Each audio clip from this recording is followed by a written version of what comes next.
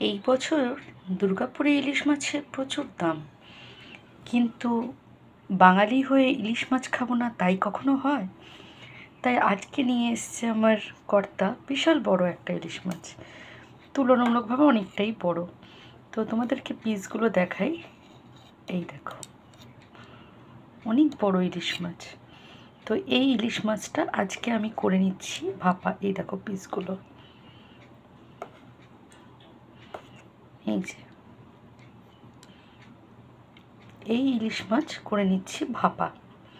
তো ইলিশ মাছ ভাপার জন্য আমি যেটা ব্যবহার করছি সেটা হচ্ছে সাদা সর্ষে, কালো সর্ষে, আর একটু পোস্ত, একটু কাজু বাদাম, আর এখানে দিয়েছি কাঁচা লঙ্কা, বাটাতেও দিয়েছি আর ওপর থেকেও একটু দিয়েছি, যার যার প্রয়োজন হবে সে নিয়ে খাবে।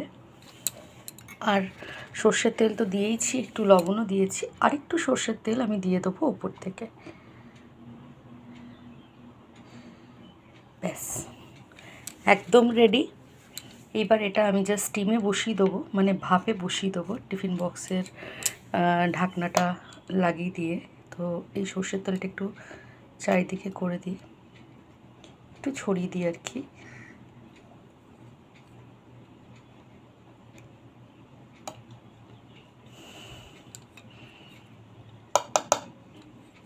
ব্যাস, হয়ে গেছে।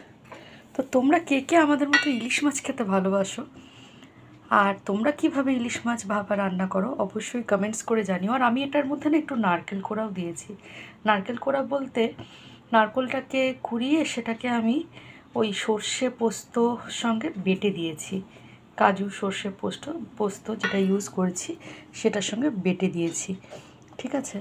তো খুব পাতলা করিনি, একদম গ্রেভি। তো তোমরা কে কে ইলিশ মাছ খেতে ভালোবাসো আমাদের মতো কমেন্টস করে জানিও, কেমন? আর ভিডিওটা ভালো লাগলে অবশ্যই লাইক, কমেন্টস, শেয়ার করে দিও।